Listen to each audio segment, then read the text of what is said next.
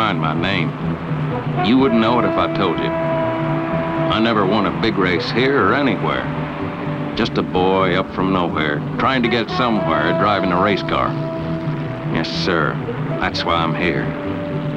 Darlington.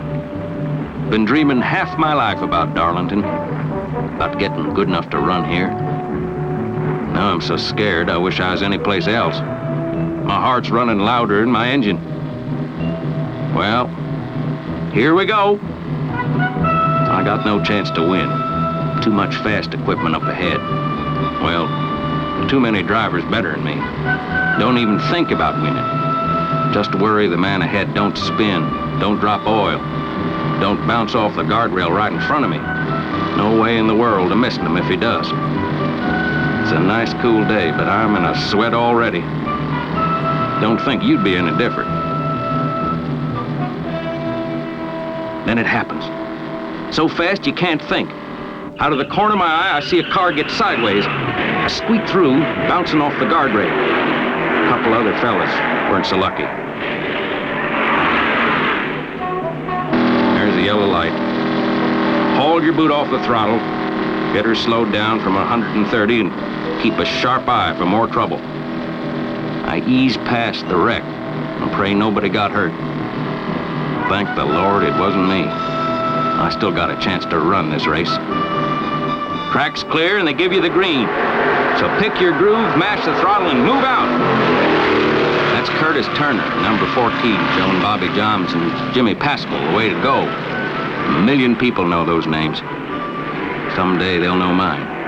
That's why I'm here at Darlington.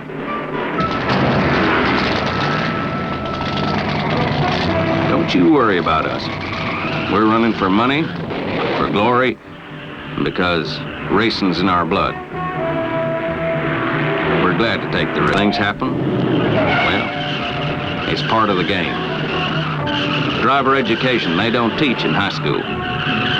We try to stay out of each other's way. And we never forget that Darlington's a tough old track. You gotta treat it respectful.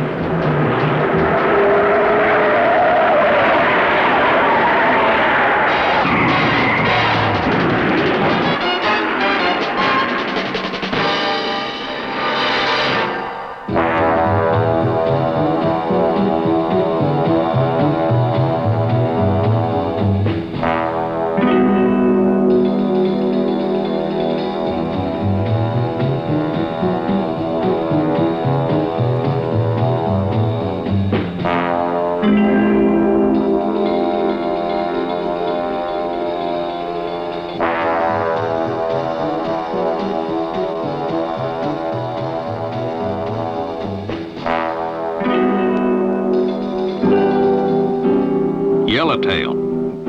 That's what they call us rookies. Don't mean we're scared. Just a warning to everybody that we're 130-mile-an-hour student drivers. Back home, we're top dog on quarter-mile and half-mile dirt tracks. Darlington's different.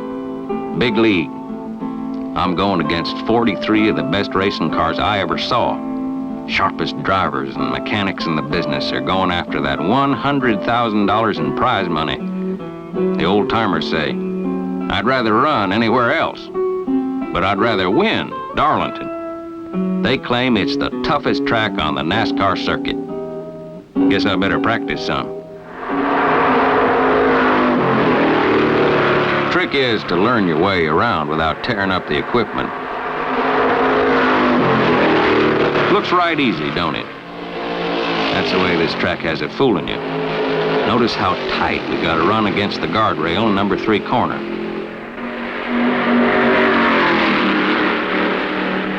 Behind the wheel, it's a thrill, let me tell you.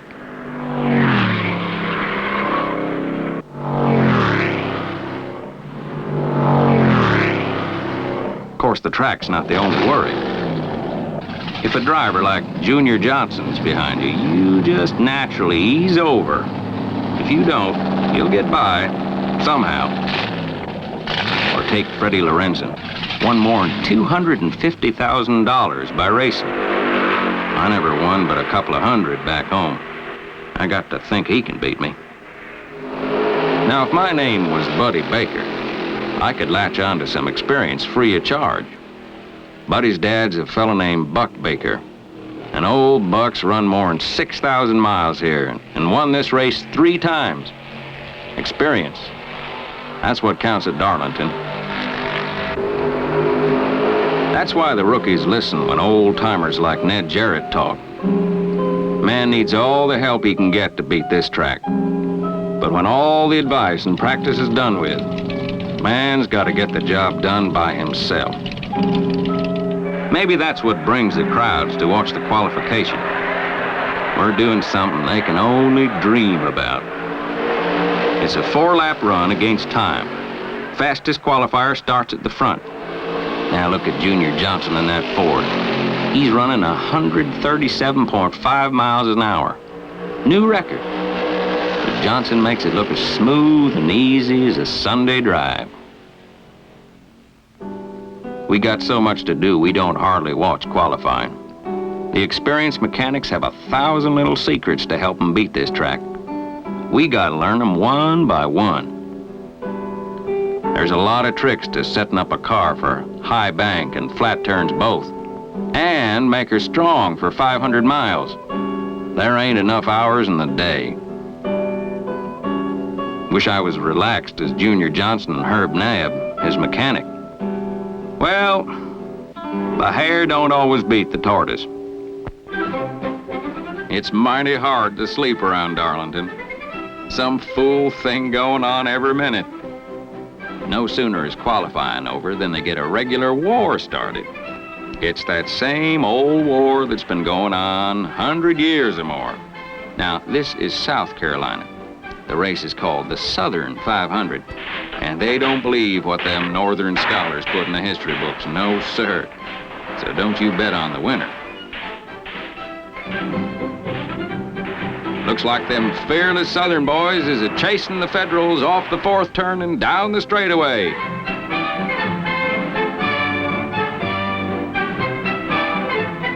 Although the Confederates is severely wounded, it's mostly Federals that bite the asphalt. When the firing stops, the flower of Southern manhood has won the day. Armistice. No better kind of war than this. Short and sweet and nobody hurt.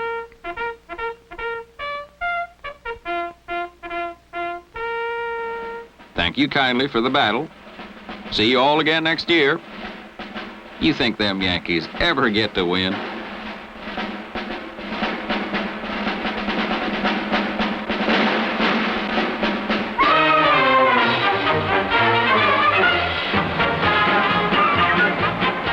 Parade's a wonderful thing.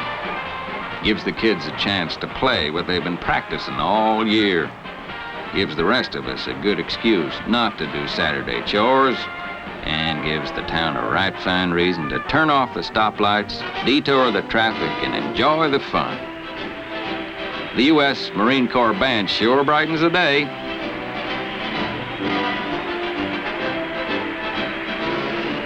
Doc Adams is here. Stepped right out of Gunsmoke on the TV screen. Got his sidekick with him. A fella named Festus.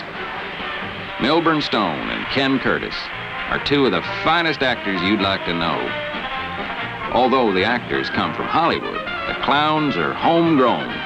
The Florence, South Carolina Shrine Imps. Of course, the kids are homegrown too.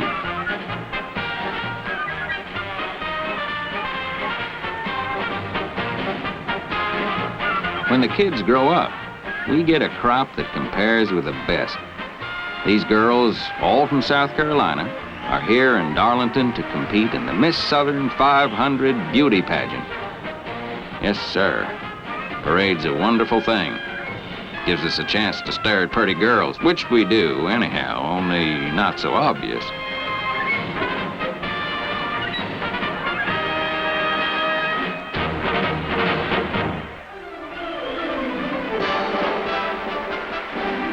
Then right back to the racetrack, which sure looks different at night.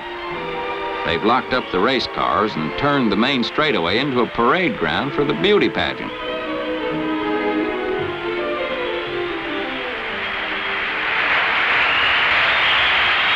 The girls first appear in evening gowns, then wait backstage for a turn in bathing suits. Everybody here is paid $1 admission, which is used to help Darlington's underprivileged children, so they're staring in a good cause.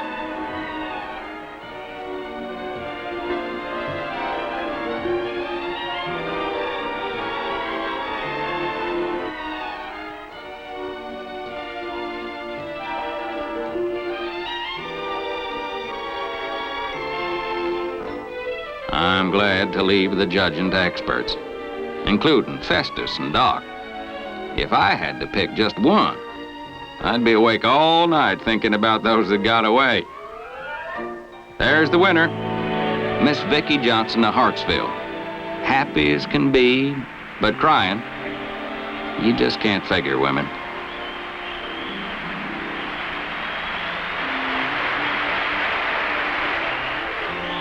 Vicki gets her royal crown from Sherry Sellers, retiring queen, and the trophy from the president of the raceway, Bob Colvin.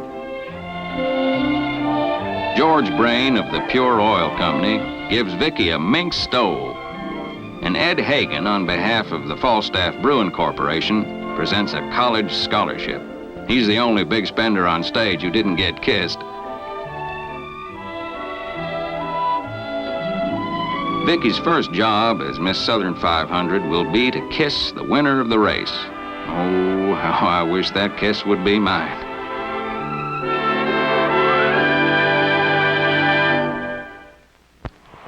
This is it. Race day. Just about now, you wonder if you can hold down your breakfast. Start near the back, like me. You don't hope to win.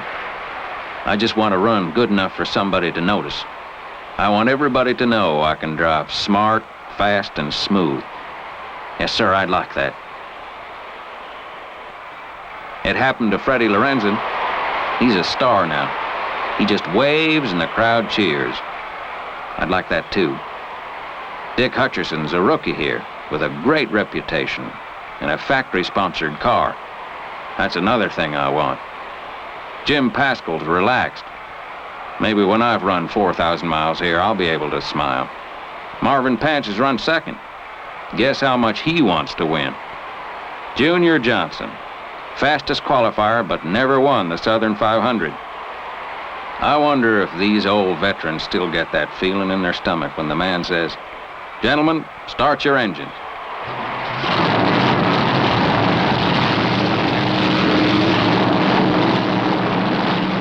When my engine fires, I forget my mechanic, I forget my home, I pretty near forget my own name. I'm a race driver, and I'm rolling with the fastest field ever to run on the Darlington Raceway. That's something I want to tell my kids. Keep your fingers crossed. It's 1 3/8 miles around. First 2 turns are high bank, a 40-foot drop over that guardrail. 6 brands are racing: Ford, Plymouth, Mercury, Dodge, Chevrolet, Pontiac. More than half the field are Fords. There's a crowd of about 60,000. Amazing when you think that the town of Darlington has only 6,000 people. Papers say that fans have come from 50 states. Off the backstretch into the 3rd turn. Flat, tricky. To go fast through here, you've got to wipe the paint off the right side of your car and leave it on the guardrail. They call it the Darlington Stripe. I'll be running faster than ever in my life. Scares you to think. Turn 4. The pace car scoots out of our way. If our lineup looks good, the starter will give us the green. There it is. Here we go. A nice clean start. Junior Johnson shows us the way through the first turn. Freddie Lorenzen drops behind him. The rest of us just trying to stay out of trouble. It's a 3-car race. Johnson, Lorenzen, Marvin Page.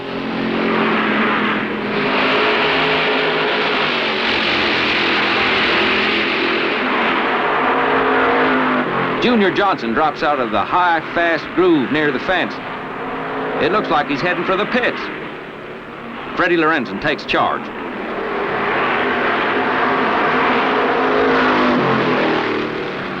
Johnson's engine's sick. Lorenzen's flying. Distributor's broken. That car won't run any more today. This racing game is a heartbreaker. You better believe it. Lorenzen's running like an outlaw. Pat's chasing him like the sheriff.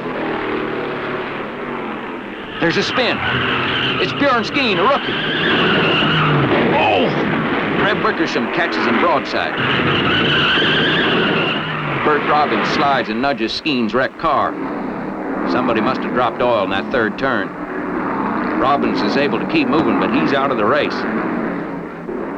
Flagmen and caution lights around the track warn us to slow down.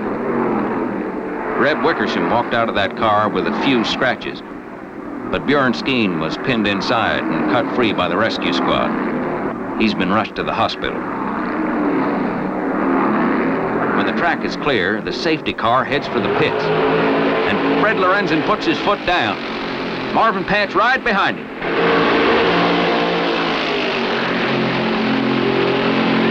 Darrell Derringer holds down third spot. Earl Balmer, his teammate, is fourth. Darrell Derringer, driving the Mercury, moves up to challenge Pat's second place Ford. Pat's crew doesn't like the look of it.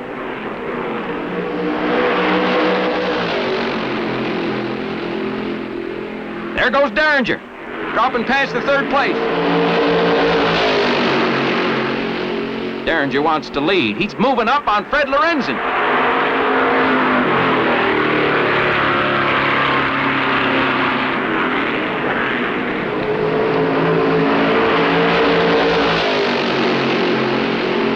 Derringer takes the lead. It might be that Freddie's holding back. 500 miles is a long, long race. Patch is in trouble. He's losing power. Looks like his engine's gone. Hold her, Marvin!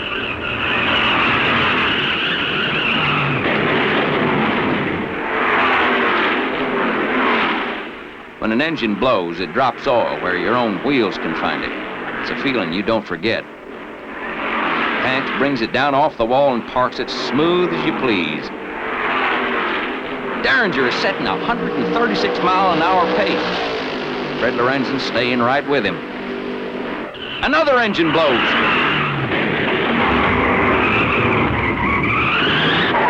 Junior Spencer bends a little fence, but that guardrail keeps him inside the ballpark. Spencer will win about $500 today, but a new engine costs thousands. That's racing.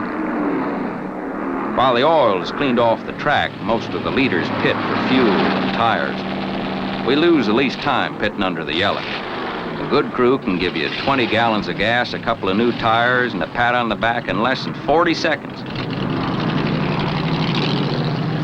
Don't think your crew goes to sleep when you pull out. They're busy checking tire wear to figure out how many stops you'll need and how the chassis is handling. Buck and Buddy Baker are both in trouble. Buddy's car, number 87 Chevy, is finished, and Buck's Plymouth is overheating.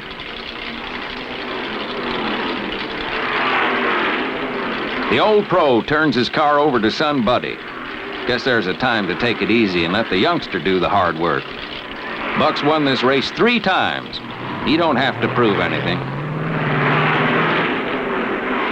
Sam McQuaig, Ford number 24, and Cale Yarborough, Ford number 27, to grab first and second spot, with Derringer breathing hard on their necks. Lorenzen's 10 seconds back, waiting. These Chargers have everything going for them. Nerve, enthusiasm, and first-rate equipment. McQuaig's doing what we all dream about, leading the pack in his second Darlington race.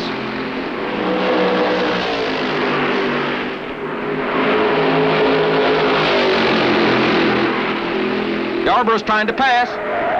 They're in deep trouble. Cale Yarborough's over the wall. He never even touched the guardrails. He sailed down that 40-foot slope. McQuaig slides through the infield. Leroy Yarborough was clipped as he tried to avoid the collision. His trunk lid was torn off. Sure glad I wasn't close when it happened. The pit crews, half a mile away, know something's wrong, but no one knows what. That's McQuaig's crew hoping that Sam will come around, but knowing deep in their souls that he should be here by now. Cale Yarborough's mechanic, Banjo Matthews, listens to the broadcast of the race, hoping for news. That car he so carefully put together lies at the bottom of a hill, 100 feet outside the guardrail. There's no word yet on Cale.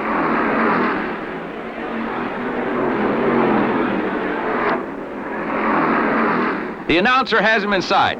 Cale's okay. The news goes on the pit board for the rest of us. Mighty good to know. Leroy Yarborough, no relation to Cale, parks it. Too battered to race. He'd pushed his Chevy right up there with the leaders. Sam McQuaig's all right. You can imagine how he feels. 1 minute leading the race and almost counting that $20,000 first place money. Then half a minute later, he's awarded 29th position in prize money of $575. Even so, he's a lucky fella. Even luckier is Cale Yarborough. Not a scratch. I sail through the air like an astronaut, he said. By 250 miles, a lot of cars are out of the race. Earl Balmer, Derringer's teammate, has real steering trouble. He's through. Buddy Arrington drops a wheel on the front stretch. It's a close one, but Arrington makes it to the pits. Gets a new tire and goes back into the race. Dick Hutcherson tangles with a wall and another car. Hutcherson ran with the leaders until slowed by this pit stop. Jim Pascal's Chevy leads for a while before his hopes go up in the smoke of an overheated engine. Pascal's been trying to beat this track for 16 years. He hasn't done it yet. One by one, the front runners drop by the wayside. Only Darrell Derringer and Fred Lorenzen are left to battle it out. There's a showdown in every race, a time when you don't hold nothing back. Now's the time a man runs. I mean runs.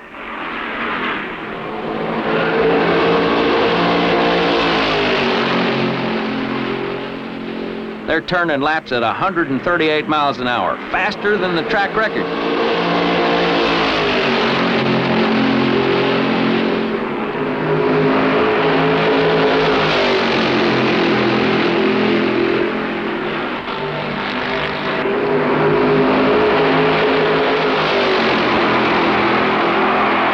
Are going wild, but the pit crews are worried. Lorenzen's mechanic is Jack Sullivan, who set up a winner here for Fireball Roberts. Derringer is driving for Bud Moore, whose cars took Joe Weatherly, Speedy Thompson, Buck Baker to victory on this track. Lorenzen's Ford is in the pits, less than 60 miles from the checkered flag. It could be a regular pit stop. The hood is up. The crew's not rushed around. That's bad news. Lorenzen's out of his car. Engine trouble. Suddenly, Derringer's heading for the pits. He's on fire. Derringer's got a 4-lap lead on the rest of the field. His nearest challenger is Ned Jarrett, driving Ford number 11.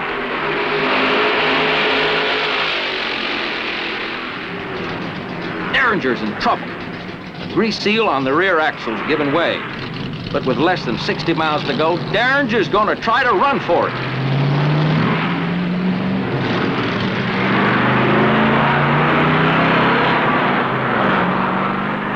Lorenzen's through. He won the Rebel 300, and he's won just about everything else in racing. But he's never won the Southern 500. I thought I had it in the bag this time, he said. Jarrett's car, now second, is running hot. Jarrett's reduced speed trying to cool the engine. He's still fast enough to take most of us. But is he fast enough to catch Derringer? Only 16 of the 44 starters are still running. Derringer is trying to run without using his brakes. When he does brake, the heat of the hot brake drum ignites the grease leaking out of the rear axle. Watch it! Derringer can't handle that first turn without brakes. If you want to try, you're welcome to it. That axle's hot. Buddy Baker, driving his dad's Plymouth, makes a last-minute pit stop. He's pushed that car into third place, even though he scraped the wall doing it. But 25-year-old Buddy's done a terrific job at driving. Old Buck's mighty pleased.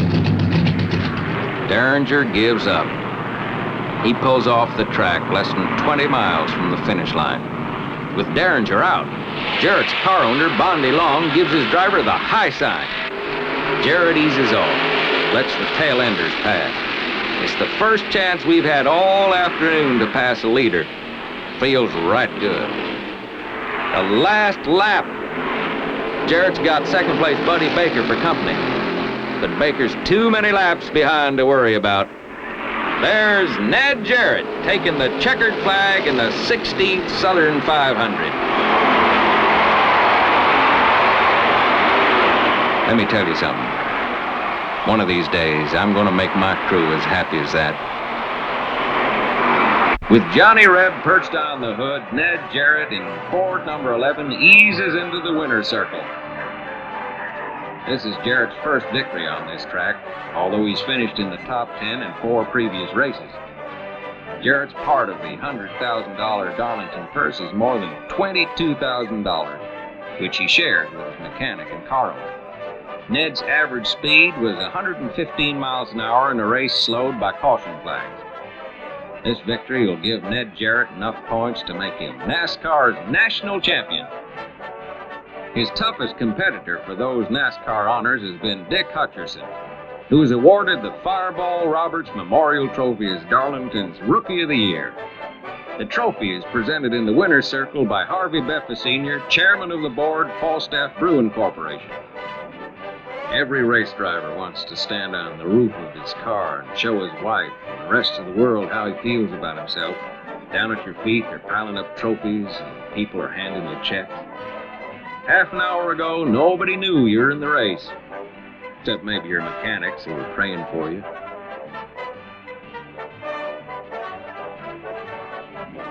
Now Ned Jarrett's a part of Darlington history, a winner. But in a way, there are no winners at Darlington, only survivors. The winner is that mean old track. I learned to treat it respectfully. That's enough to learn for 1 year. Y'all come back. Here?